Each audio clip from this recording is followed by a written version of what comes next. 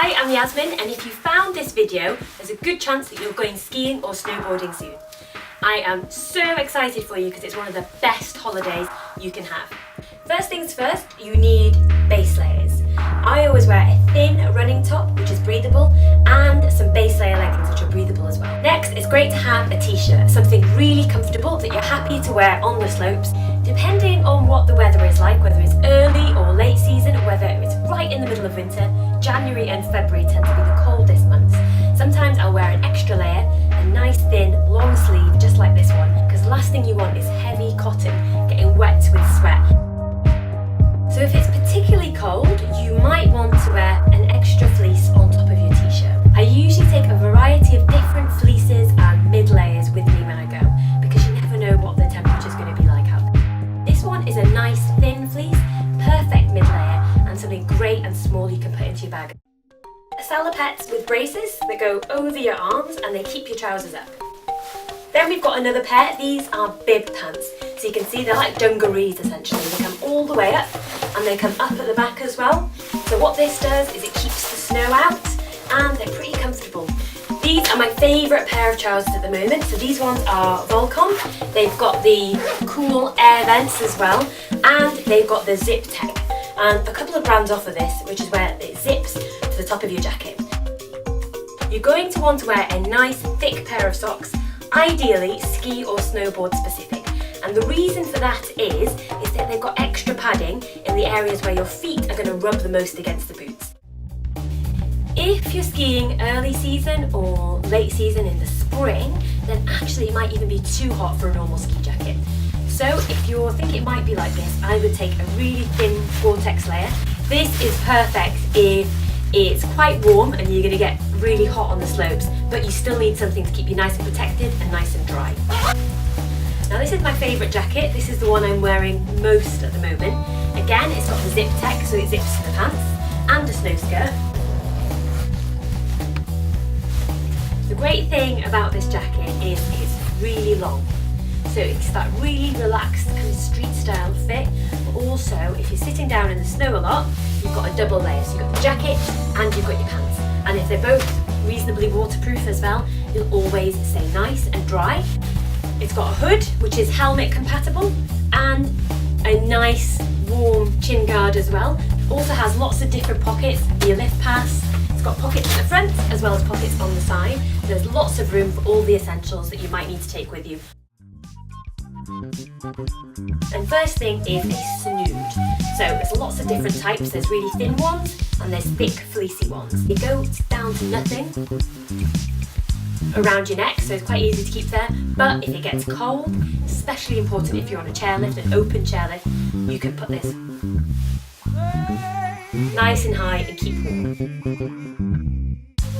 Another thing I also take with me, which is really small, so it can fit inside a bag easily, but is a lifesaver if the weather turns and it gets cold, is a hat without a bobble and that's quite thin.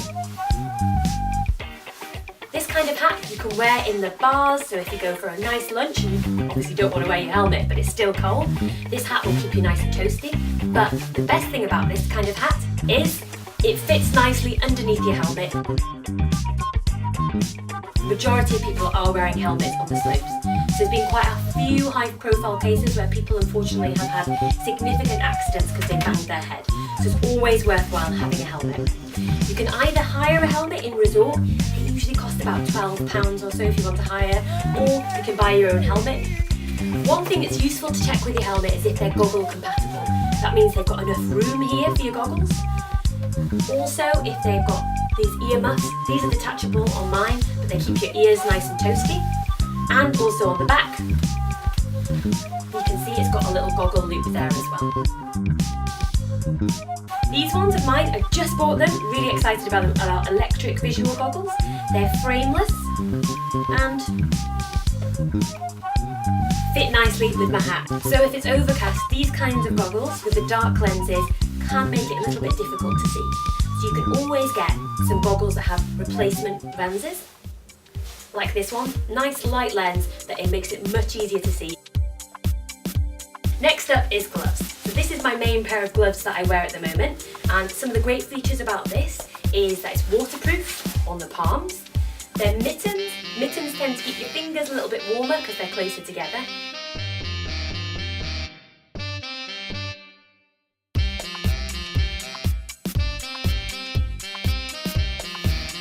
Just like this, you just tighten it up, and that means they can hang from your wrist as well. Another good feature about the gloves is if they tighten up around the cuffs, that means that you can put your jacket over the top of them. They're silk glove liners, they keep your hands really warm, especially if it's really cold out. As soon as you take your gloves off, if the wind is howling, your hands start to get cold and freeze straight away. So I always take a bag with me when I'm on the slopes, and this is a Dakeen bag. First of all, it's got a whistle, perfect for attracting attention. It has a chest strap to keep it nice and secure, and a waist strap as well, so it's not going to bounce around too much, especially if you're going over lots of moguls. The top pocket is great, so it's fleece lined, and this is perfect for keeping any goggles or your sunglasses. I usually take a spare pair of gloves with me. Depending on what kind of day it's been, I might have been putting my hands in the snow quite a lot, and even the best pair of gloves can get a bit wet. So a spare pair of gloves can be a lifesaver. As I mentioned earlier, I have a really thin beanie hat which can be worn underneath your helmet. I've got another hat here as well. A couple of spare layers, base layers or mid layers, perfect in case the weather turns. An extra snood to wear, just in case your other one gets wet. Most importantly, some water. I always take this metal canister of water with me, and if it's particularly cold, I will also take a thermos full of hot water and some sachets of hot chocolate. Really great thing about these types of backpacks is that you can stick your board to them.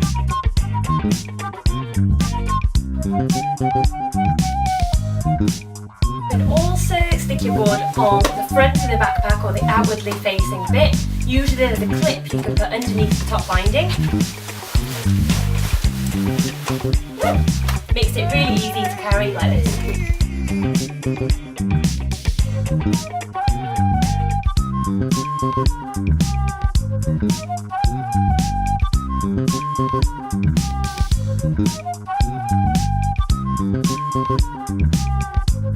If you have any questions, then leave them in the comments box below, and most importantly, have an awesome ski holiday.